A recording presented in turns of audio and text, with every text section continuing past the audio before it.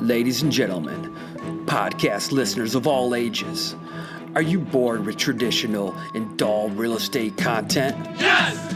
Do you want to be entertained by the most successful, innovative, and forward-thinking industry professionals? Yes! Do you want to elevate your business, be challenged to take action, and raise the bar in your personal and business dojo? Yes! Now welcome your ninja host, Jeff Fitzer. All right, what's going on, guys? We are back for the Real Estate and Mortgage Content Ninja podcast, and I am excited about my guest today. He's become a friend of mine who I met through our mastermind called Closing Table Mastermind. This gentleman is in the San Francisco area. His name is Kevin Markarian with Marker Real Estate, and we are going to talk today about his upbringing in the business. Came into the business, had to move markets. So he's going to be talking to you agents who are either getting started in the business or have had to move markets, but also about team building and growth and leveraging technology. Welcome to the show, Mr. Markarian. Thank you very much, Jeff. I'm really happy to be here. I love the name. You like that? You like that? Yeah, the Ninja podcast. You know, it's a popular name. I'm a big fan of keywords, and I think Ninja is a popular one right now, so I grabbed it. That's a good grab, man. I appreciate it. I'm excited to be here. Thanks so much for having me on. Awesome. So Kevin, tell the viewers a little bit about yourself, where you're from, your upbringing in the business, your move to San Francisco, et cetera, et cetera. Okay. So my name is Kevin Markarian. I have a company called Marker Real Estate in San Francisco. We have 2 offices in San Francisco. We have an office in Newport Beach. We do a lot with online lead generation. But where I started was a little town called Modesto, California. Modesto, California. Rated, I think, at one point, like one of the worst cities to live in America. Yeah. And I started out here 2002 at a really young age. I was like 21 years old, got my license. Real estate's my first profession. So coming from a town where it's like there's not a whole lot going on, I didn't really know what I was doing at that time in my life.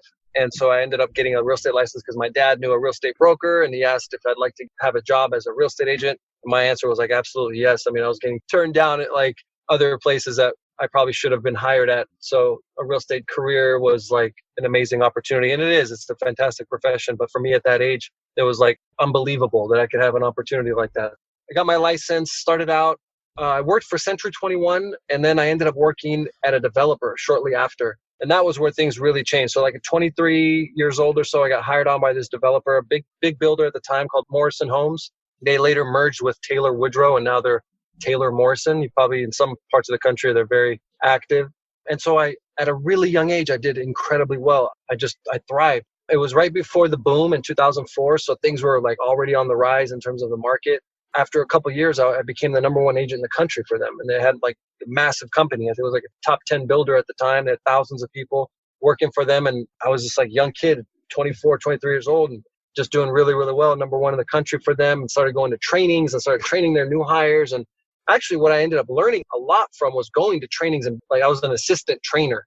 And I can't tell you how much you learn from teaching. It's really amazing. Like we have our brokerage and I'm teaching agents and stuff. I learned so much just from teaching. So I really was able to benefit by going to these trainings, being an assistant and learning. So things are going really well. You learned from training. That's kind of backwards, right? You're the one giving, you're the one teaching, you're the one training, but you're the one learning. Yes, I was surprised by that. That usually isn't the case, but I ended up learning more. And I'm still very much a student of the business and of entrepreneurship. And I'm always wanting to learn, which is like where you and I met, was at Closing Table Mastermind. And that's a place where the top people in the industry, really in the world in terms of marketing and business, come together and learn from one another. So if you're doing really, really well in your business and you're still wanting to learn, it says a lot about you. And I think we always have to be students of the game. Going back, so doing really well for this developer. So it was 2003, I started working for them, and then 2007, 2008 happened. I was in the valley, in the Central Valley of California, which became kind of the epicenter of the foreclosure crisis in the United States. I mean, there was like short sales foreclosures happened like suddenly. It felt like it was overnight. And then I remember, and we were talking about this earlier, Jeff, at that time with foreclosures, like people would gut the houses. Did that happen in your market? You know, our market didn't get hit as hard. In the Midwest, the highs aren't as high, the lows aren't as low. Okay, so the highs were high, kind of high, but the lows were really low over here. Okay, and so they were really low, and people would, like before the properties would go into foreclosure, they would gut the houses, and people would literally take out the cabinets. They would remove the toilets. They would remove like every part of the interior part of a house would be completely gone. Anything with value, basically. We have seen that, just probably not to the extent that you did. I would be showing those houses, like, and it wasn't very fun. It wasn't a fun time to be a real estate agent. I did well though too, but it wasn't exciting for me to go and work in that environment. It just wasn't for me at that time. So, and I went from doing really, really well, top agent in this company, and then like felt like my income just went rock bottom. Like all of a sudden, it felt like it just collapsed. Everything changed, and so As a result of the market? As a result of the market, yes. So I had to make adjustments, which I did make some adjustments. And 2009 was actually one of my better years, believe it or not. But when it happened initially, like in August, I remember August of 2007, like nobody was lending. There was no money being exchanged at that time. And I remember there were people that would sign their loan docs and then there would be no funds. The bank wouldn't fund their loan. And they were like, wait, I signed. Banks would go out of business. They wouldn't answer their phones. I mean, it was crazy. So there was like a 6-month period where there weren't deals happening unless you had cash buyers or, your people were paying cash. So it was in that time where I decided like, this is not going to work out. I need to make a change. And so San Francisco is about 90 miles away, 90 minutes or so, about an hour and 20 minutes away roughly from Modesto. And I remember thinking to myself one night after showing these like vacant gutted properties with no cabinets, like, what am I doing? Like, this is not looking very positive. So kind of failing. I'm heading in that direction is kind of what I felt. And so I look at San Francisco as being one of the most successful markets in the world. It hadn't been impacted as much as the Valley had at that time. So I thought, well, I'm really good at prospecting. I'm good at connecting with people.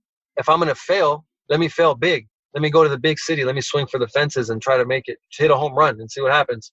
If I strike out, I strike out. I'm already kind of in a full count, 0-2 count here anyway. So for my baseball fans, I know you're a big baseball guy, Jeff. I like it. So I'm already like 0-2 count. I've got like a super hard fastball pitcher. Let me take a swing. And so that's what I did. And I moved to San Francisco. And that was what year?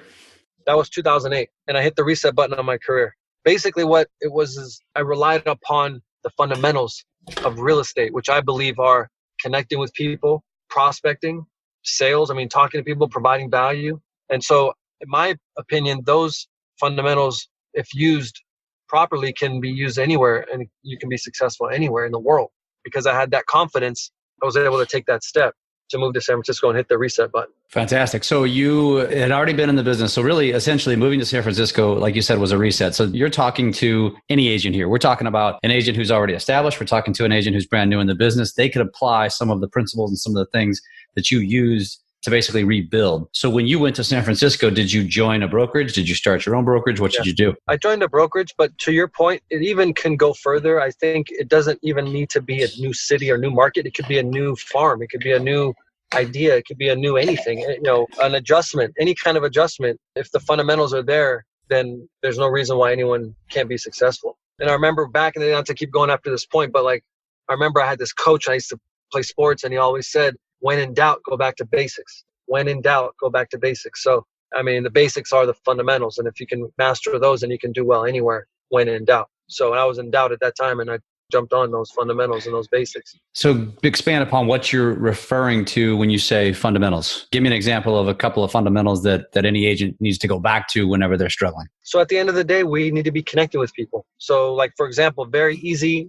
low barrier, your sphere of influence. I mean, these are easy basics. I mean, we should all be reaching out to our sphere of influence regularly, letting people know that we're in the business. How many people out there, there's that phrase, the hidden agent, or I forgot the phrase, but it's like, if people don't know what you do, it's really not about who you know. It's about who you know that knows what you do. Like it. If people don't know what you do, then how are you going to lead generate? Like if your sphere of influence doesn't know what you do, then how are you going to be upset when they go give their business to somebody else if they don't even know what you do? So that's one. I mean, the other fundamentals are like prospecting, picking up the phone, connecting with people, not being afraid, overcoming the call reluctance and reluctance to like connect with people at the end of the day. Those are a couple. Also, I mean, just networking, connecting with people. So give the audience an example of something that you did when you made the move to San Francisco. What was one of the most effective tools that you used when it came to touching people, when it came to connecting with people, when it came to networking? Two things. One, the first thing that I did, because I didn't know anybody in San Francisco. But what I did know is that lenders need realtors and vice versa. We work together, right? It's a mutually beneficial relationship. So the first thing I did was I went to banks. And I literally walked into banks and asked to meet with the loan officer. And I mentioned that I'd love to partner with them and refer some business to them. And I'd love to maybe get some reciprocal business on their end. Did you have any loan officers fall out of their chair whenever you walked into a bank? Because I'm in the mortgage business, and there's not very often the realtors walk into our office saying, "Hey, I want to work with you." It's usually the other way around. And that's the opportunity, because nobody's doing that. And I still to this day tell our agents to go and do that, because it's like you said, I mean, lenders are like trained to go find realtors. Yep. So I'm like, let me go straight to the lender that I know they're not going to turn me down. I mean, they want my business. So then I need them too, because I didn't know anyone at that time. So what I did, my strategy was find a bank, like a retail bank for me, or a bank that has a lot of pedestrian foot traffic. This was back then before the internet, so it doesn't have to be the case now, because people can still generate without having a lot of foot traffic. But I chose to go with banks or companies that had a lot of pedestrian foot traffic that I knew would get walk-ins, that I just wanted to partner with someone that I knew would have lots of walk-ins and they could refer business to me, because usually those walk-ins don't come from realtors. They don't have to burn those bridges to refer business to me from realtors. I'm not asking them to send me that. I want business that nobody has. They're not getting a referral from an agent, so they don't have to burn those relationships. So they would send me deals. People would walk in and get referrals. I remember the first day I did that, I connected with a lender and I told them I'd do lots of lead generation and do lots of prospecting and stuff like that. And I wanted to connect. The next day I got a $1.7 million pre-approved client that walked in Haight-Ashbury in San Francisco on Fell and Broderick at the Bank of America branch on the corner. And then what we did from that was relationships started to build. We started doing events, started doing first-time buyer seminars, first-time seller seminars, started doing stuff on like refinancing. It didn't matter. We would do events and they would promote those events from the branch, which was great, powerful. I mean, they're getting all these walk-ins. Like, for example, with you, I know you do a ton with marketing and stuff like that.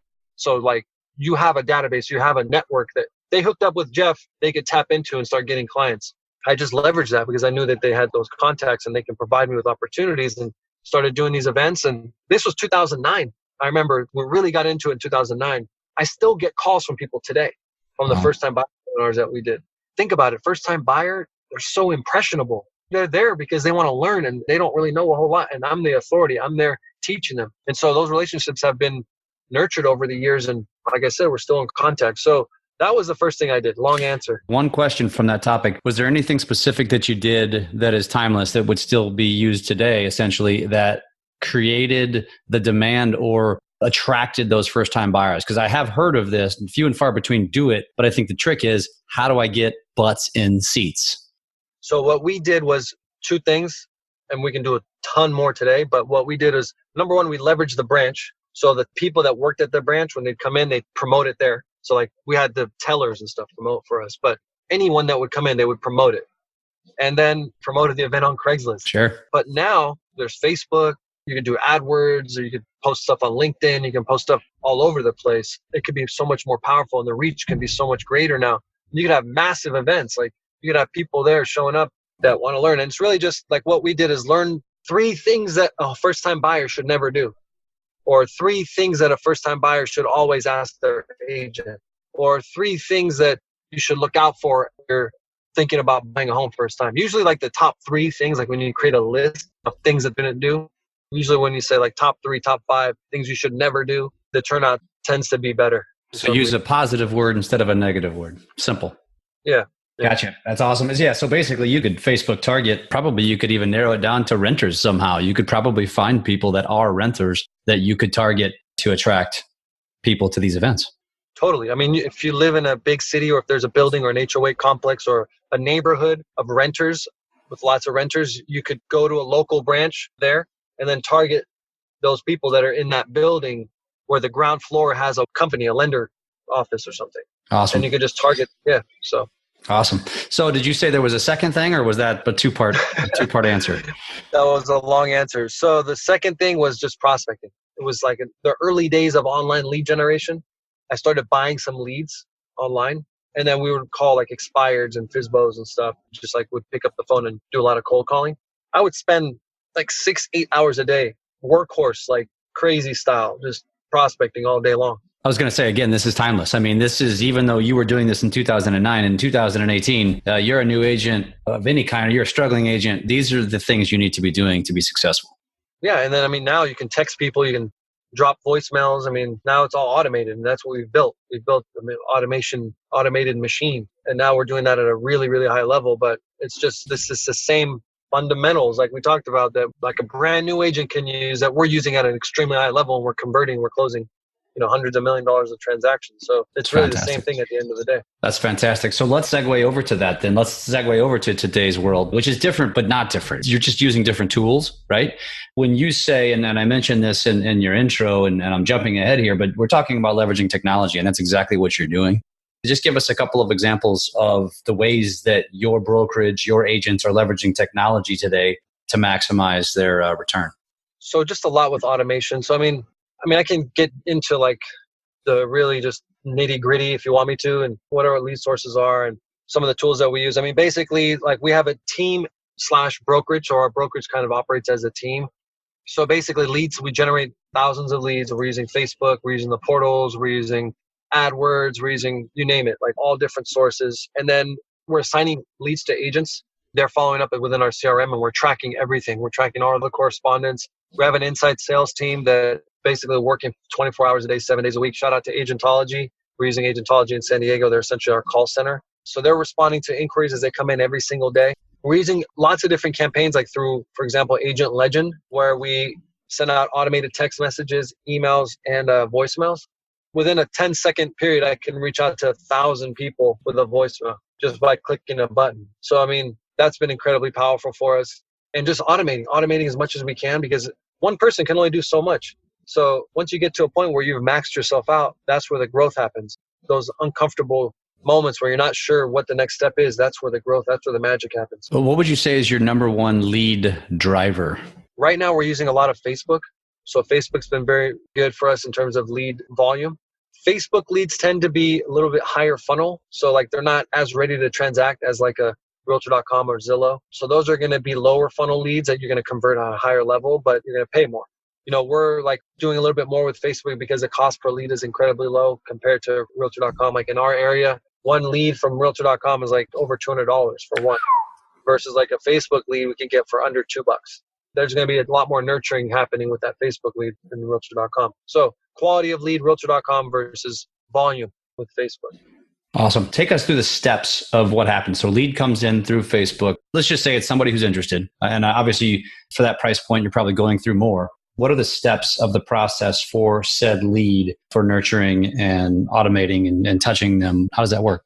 So the first step is you want to follow up fast. That's lately over the last 2 or 3 years, people are starting to catch on. I think most people know that speed to lead is like super important. We need to get back to people immediately. It's really about how often you reach out to people. And if you're a single agent, there's only so much you can do. So it's really about creating systems and leveraging technology to allow you to touch people on a long-term basis. But to answer your question, so a lead comes in, they get a call right away. They get a text message and an email. And then if they don't answer, we call right back. So when you call right back, the likelihood of that person answering the phone goes way up, because now it's like there's a sense of urgency. So you get a call from an unknown number and you don't want to answer, but if they call you right back, now there might be a reason to answer, because maybe something's going on. And maybe there's something I need to know. I need to pick up this call. So the likelihood of somebody answering the phone on the second call, we've measured it, is much, much greater. So we call right back. And then we have a 32-day follow-up schedule. I mean, you probably don't want me to go through the whole thing, but it's a lot of follow-up. Sure. And I can share it with anyone you want, anyone that's listening. But it's really just constant, really just follow up, and doing it in a way that's, number one, you don't want to upset people and get them annoyed with you. So there's a fine line there. But really, it's about authenticity too. So if you're going to use these systems, and like Agent Legend, or like we use Follow Up Boss as our CRM, and we're like sending drip message campaigns and stuff like that, it's really about authenticity. So, and even when you talk to people on the phone, it's about authenticity and sounding natural and not sounding mechanical, right? So like people use scripts, sound like a robot. It's not going to work. It's the same thing when you're sending automated messages, automated campaigns. It needs to be real, sound authentic, and sound like it's genuine, not just like a sales pitch. Are your agents actually the ones picking up the phone and calling these leads as soon as they come in, or are you utilizing one of these systems to do that for you? So we use kind of both. The leads get assigned to agents, and we have our call center team respond as well. And yes, sometimes you get situations where people get upset because they're getting too many phone calls. But first of all, what we do to offset that is whenever we call them, we'll always say like, hey, just reaching out to you regarding 123 Main Street. Just so you know, you might get a call from someone on my team as well. If they call you, you can let them know that we're taking care of you, that I'll be helping you out. So happy to answer any of your questions. Just letting you know you may get another call because we don't want to drop the ball. We want to make sure that we get back to everyone. Sure. So usually when you come across like that, it kind of eases things a little bit. And a lot of times I'll be like, oh, I'm getting a call right now, and I'll just say like, that's probably someone from my team. So don't worry about it. Well, and for any agent who says, oh, I don't want to bother them, I mean, I'll take my chances. I mean, you could argue one's better than another, but I think 9 times out of 10, 99 times out of 100, you'd rather overcall them than undercall them. You're going to lose more times than not when you just undercall them, because the person who is aggressive, even though you might piss a few people off, it's going to happen. Not everybody's going to be your customer, but I'd rather take my chances. It's the same thing with recruiting. It's the same thing anytime in sales is you have to be pleasantly persistent. And I think that's something that all agents need to integrate in. And just like you said, is poke at them and use these platforms like Agentology, which plug for them. Those are the kind of systems and processes that agents and brokerages need to have in place, because as a human, like you said, you're not going to have all the time in the world. Maybe you're not available. What happens when a lead comes in at 9:30 at night and everybody's off the clock-ish? Is Right. Agentology on top of that? Is that how that works? Yeah. 24 hours a day, 7 days a week. So we're not calling them. But we are texting them. And we'll ask them if they'd like a phone call. And we have someone there to pick up the phone and call if they say yes. So to your point, I mean, what you're saying is so ingrained in like what we do at a high level, and yourself included, and the people that we hang out with and stuff. Like, that's so ingrained in us. And really, at the end of the day, it's really about being comfortable with being uncomfortable. Who said that? Mm-hmm. Amen. Jesse, right? I hear that from a lot of people, but yeah, Jesse Itzler did say that. You're right. Yeah. So we got that when Jeff and I were at closing table, and there was a speaker there named Jesse Itzler, who is a really well-known entrepreneur, and he did a presentation for us. And one of the quotes that I took away, one of the biggest things I took away, was that saying that he used when he said, being comfortable with being uncomfortable got him to where he's at. Absolutely. And if we have those moments, yes, nobody likes to bother people. Most of us have grown up in families that, like, we've been brought up not to piss people off and stuff like that. Nobody wants to do that. We don't want to do that. But at the same time, we're business people, we're entrepreneurs, and we do it in a way that we're providing value, letting those people know that we just want to make sure we get back to them. Like, hey, sorry, I don't mean to bother you. I just want to make sure we're getting back to you. And if you don't do it, somebody else will. I was just going to say, listen, real estate agents, if you are not willing to get uncomfortable and make these phone calls and do these things that Kevin is talking about, you might want to choose a different career, because you're going to wallow in mediocrity, maybe even below that. And you're going to be in the bad average, which is that, real estate agents on average close less than 10 transactions a year, probably even less than that. And that's not a grouping that you want to be a part of. And most likely, if you do leave the industry, you're still going to deal with that issue, whatever it is, that uncomfort that you're dealing with, because you're still going to have to go get a job interview. You're still going to have to beat out the other person. You're still going to have to go and get a promotion if you're working at a corporate job. So you still have to go and scratch and fight. And that's it. That's the reality of the world that we live in. So no matter what, you can't get away from it. So you might as well embrace it and just accept the fact that you're going to be uncomfortable. If you want to be successful, you're going to have to deal with that. So exactly. So get used to being uncomfortable, number one. And number two, which is another thing that makes people uncomfortable, invest in your business, invest in these platforms, invest in automation. So true. You can't do it all on your own. You can, but you're limited as to what you can do. So if you're not willing to invest when you're broke, you need to invest when you're broke. You can't just wait until you hit it big, because you're not going to hit it big if you don't leverage these platforms. And that's another great point, because, a lot of people deal with fear and spending money and stuff like that. I'll tell you a story. This was later on. This was like 2013, 2012. And I was playing around a little bit with online leads at the time. And I was in San Francisco, and there was a National Association of Realtors convention going on that week in San Francisco. And I didn't even know about it. I had a flyer on my coffee table. I happened to pick it up, and it was like National Association of Realtors convention in San Francisco that week. The next day, it was the next day. And I looked through, and I'm like, what is this? I started looking through. I never really went to events up until this point. And then I see it said how to manage a large volume of leads, right? At that time, I was generating like 15, 20, 30 leads a month. Wasn't spending a lot. I mean, I was spending like $500, $1,000 a month or something, right? And who was on that flyer as a speaker? Our buddy Tristan, okay? Remember, Tristan. Oh, yeah. I didn't know him at that time. It turns out that was the first speaking engagement that he had too. Oh, at really? that time. So we didn't know each other. Is this Tristan Ahumada, Lab Coat Agents, folks? If you don't know who Tristan is, you need to look him up. Yeah, he's like one of my best friends now. So I end up seeing that there's this presentation about how to manage a high volume of leads. Like, all right, I manage a high volume of leads. I'm getting 15 leads a month. I'm like, I need to go see this, right? I go there and these guys are talking about managing like thousands of leads a month. Okay. So Realtor.com put on the event and stuff. And then I watched this presentation. And at the time I was worried about spending more because I just was scared. I didn't want to take a chance. Right. And I go up and I see these guys talking about the same exact things that I'm doing, but at a much greater level. So I remember leaving that presentation right before. I was like, oh my God, I need to go buy leads. I need to go spend money. Because if I don't spend money, these guys are spending like $100,000, like crazy, stupid amounts of money, right? But they're doing the exact same things. And so I remember leaving that presentation. I was buying, like I said, small amount of zip codes in San Francisco. I ended up buying the entire county. I literally picked up the phone and bought the county because I realized that it's really the same thing, but different levels. It's the same process. It's just different levels of where you're going to do it. You're going to talk about small numbers or you're going to talk about big numbers. I want to talk about big numbers. Yeah. You got to take some risks. Absolutely. Yeah. Awesome. So let's jump ahead here too, because we're running a little short on time. But, obviously we talked about you moving to San Francisco. We talked about some of the things that you've done to be successful, what all agents should be doing. But let's talk about what you did to grow and build a team to where you are today with Marker Real Estate.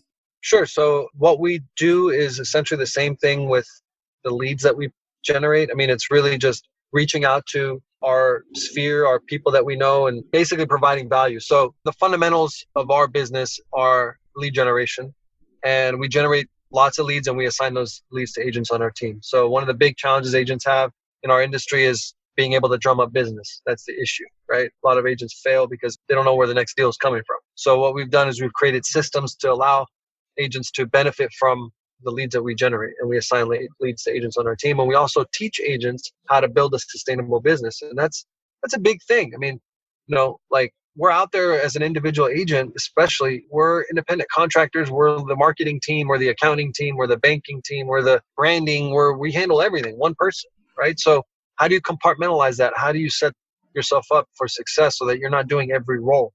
That's one of the things that we teach. And, part of the reason why we've grown is just reaching out to people and providing value at the end of the day. Fantastic. Yeah. So if you were talking to an aspiring realtor who wants to either A, grow a team, or B, start their own brokerage, what's probably one of the most valuable pieces of advice that you could give them? Find the pain point of agents in your market and try to fill that. I think it's the failure rate so high. 89%, 87% of agents fail. Let me solve that problem, and I want to provide leads to them, provide them with opportunities. Maybe you're in a market where there's lots of listing agents and do lots of listings and you're overwhelmed with so many listings. That's a great problem to have. You can find people to work with you on that level, and you can assign some of those listing opportunities, create opportunities with open houses. It's really just about creating opportunities for other people to be successful, finding out what their pain points are and trying to fill that gap, fill that space. And that's what we've done. So, we've got this provide leads, we provide the systems, we convert at an incredibly high level, and it helps agents that want to do more deals. Maybe supplement their business if they're already producing and doing incredibly well. Maybe they want to come and just learn how we do it, or they want to supplement their business, or if it's a newer agent wanting to get in and close some transactions, whatever the case may be. You have people that have a team that want us to provide their team with leads. Another thing that we've been dealing with too. So it's really just finding the pain point and trying to solve for that. I get it. It's just exploiting what the other was doing wrong and doing it a hell of a lot better.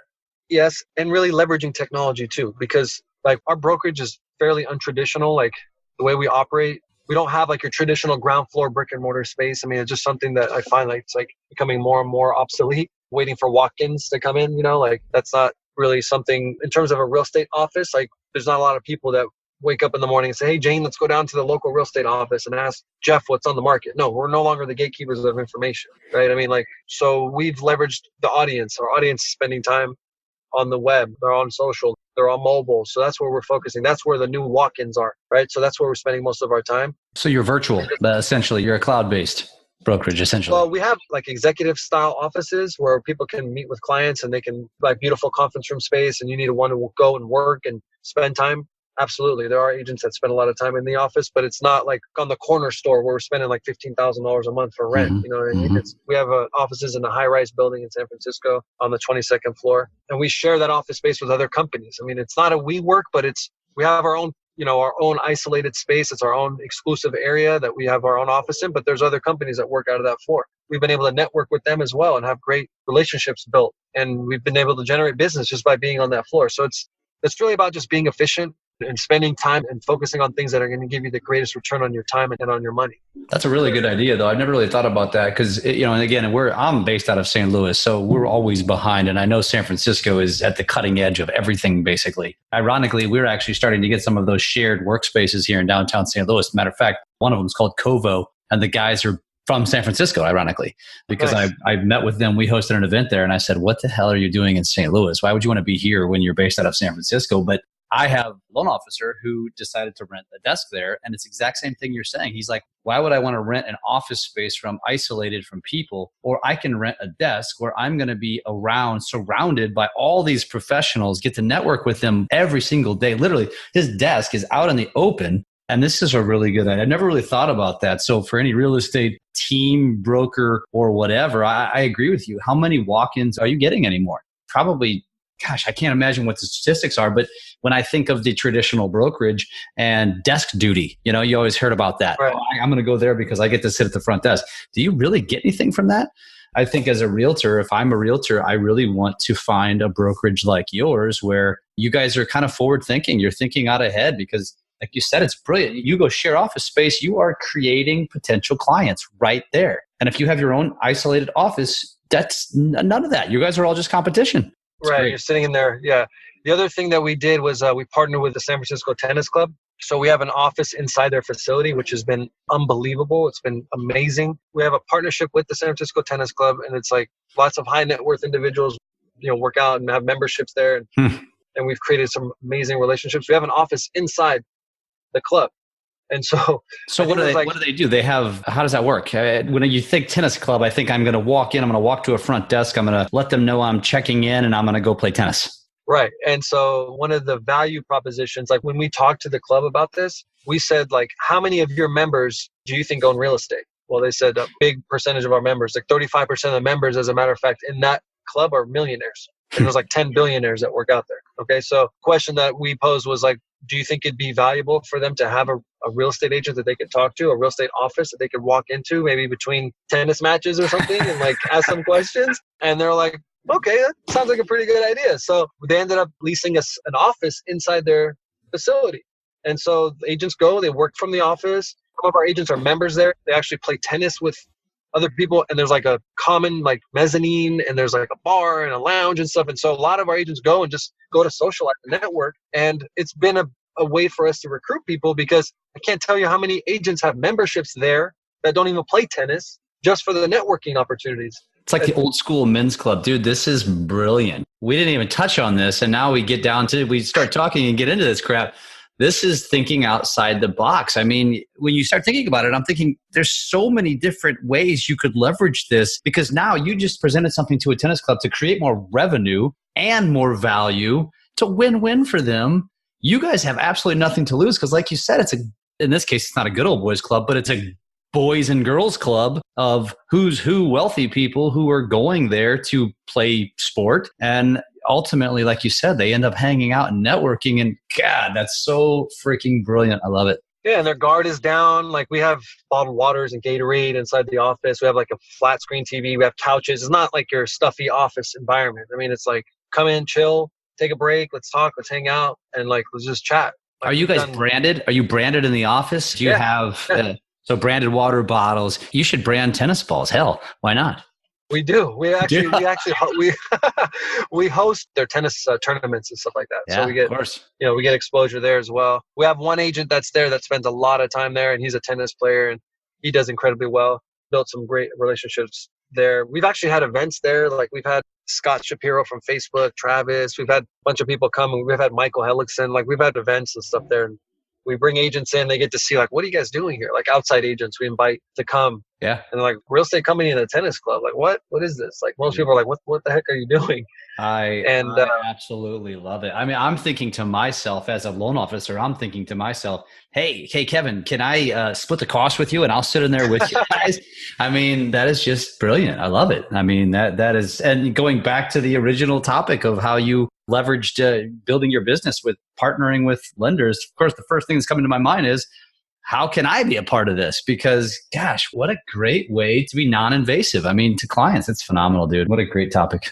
Glad you shared that. Yeah, man. Yeah, it's good stuff. If you think, I mean, it's scalable too, because you can just find other clubs there doesn't have to be a tennis club. It could be anything where there's a lot of people that have their guard down. Yeah.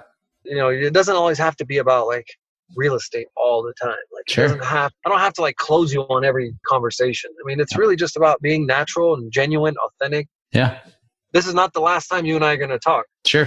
Like a conversation can go on for a long period of time, Absolutely. I mean, you brought your business to them.